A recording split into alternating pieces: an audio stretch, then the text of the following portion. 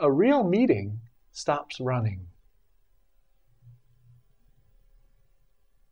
A real encounter. That's A real kind of encounter, a real how meeting. we started talking. Yeah, stops running. It's like, okay, here we are. Not here I was. Not here I was, here I was 5 minutes ago. Here I was the last 20 years of my life. Here I was, with my whole baggage, bringing it to this moment. That's not what I'm talking about, right? Not who you were, before you sat down on this couch. Not who you were before we had this heart-to-heart. Right? So it's a true encounter. The heart itself, that's the encounter. Mm-hmm. A true encounter can allow resistance to come up, and it can allow uncomfortable feelings to come up, or something that would maybe produce resistance. Absolutely. That's so significant, because that was the whole invitation to leave the world, to leave sensate pleasures, right? To leave the senses. So now you're talking about religious tradition? Religious tradition, to withdrawal. The whole purpose of withdrawal, right, was not the whole purpose of withdrawal or discrimination or real and unreal, all of that game, right, was not a value judgment placed on the world, that the world is bad, matter's bad, things are bad, and only emptiness is good, or the unmanifested. An understanding of unmanifested, whatever, reality is incomplete, right? But because we might be so caught up in our day-to-day life, so caught up in the world, right? It might be helpful, and it might be necessary to return to the womb, to return to what was before the birth into sensate pleasures, right? So if we go back to what many people do, meditation, silence, the salt water tanks that they have, that they submerge you in, which are completely dark, something to that effect. It's reminiscent of the womb, right? And going back to that is going back to an experience before you have this experience of the world, right? So what is that experience? That's what they call truth, right? The experience of yourself, right? Before your ego developed, before your sense of I and my developed, just pure consciousness, if you will, right? So just by making a retreat, in other words, by backing off of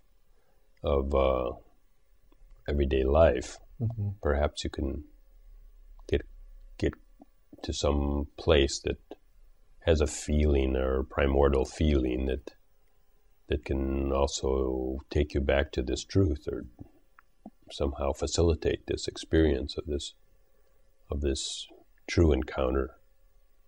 Yeah. The truth before time. The truth before time. But that doesn't mean that you reject. Doesn't mean that you reject time. Doesn't mean that you reject mind. Doesn't mean that you reject the body. Doesn't mean that you reject the world, right? Because how are you going to have a real meeting? How are you going to have a real encounter, right? It's a prerequisite to drop thought. It's a prerequisite to find out who I am without this body, right? To realize your nobodiness, if you will. But you have to go back out and have a real meeting with everything as that. And then when you have a real meeting with everything as that, everything becomes that. Rejection strengthens your sense of self. Even if you reject your sense of self, that's going to strengthen it. If you reject your mind, that's going to strengthen it. What has always been the invitation is, okay, let's just find out who you are first, right? Let's take your assumed identity, right, and just put that aside and find out who you are, right? Now, all that means is that let's just see if there's that mystery self as opposed to that history self.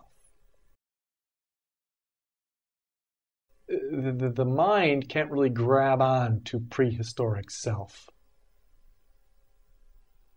It really can't.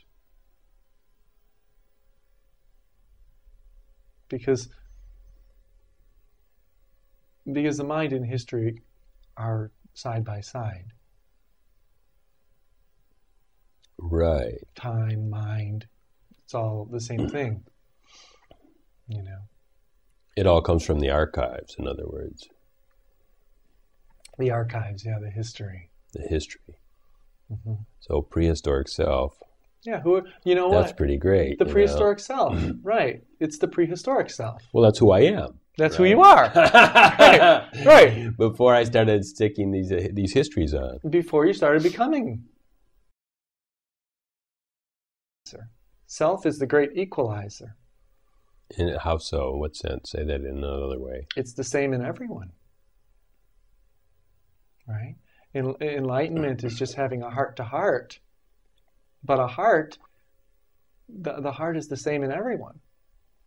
You know, the heart, as I'm using the term, right, doesn't refer to the organ that pumps blood, right? The heart is that when I'm looking at you,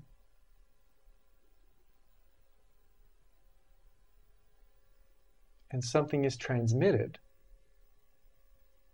maybe a silence, maybe a peace, maybe a sense of being, right? The ground of being on which we all stand, that's a heart-to-heart.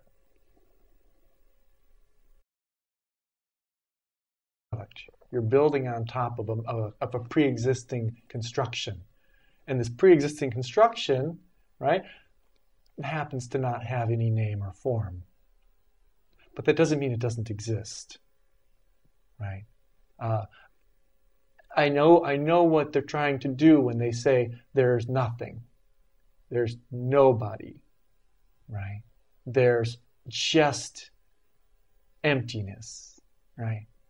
But that doesn't mean that there's nothing. Is that similar to saying there's no name and no form? No name and no form. What happens is people, not knowing their true identity, right, build an acquired identity on top of something that's pre-existing that they don't know about. They've always ignored. Right, but not that they haven't ever experienced. They experience it every day. But they're giving another name to it.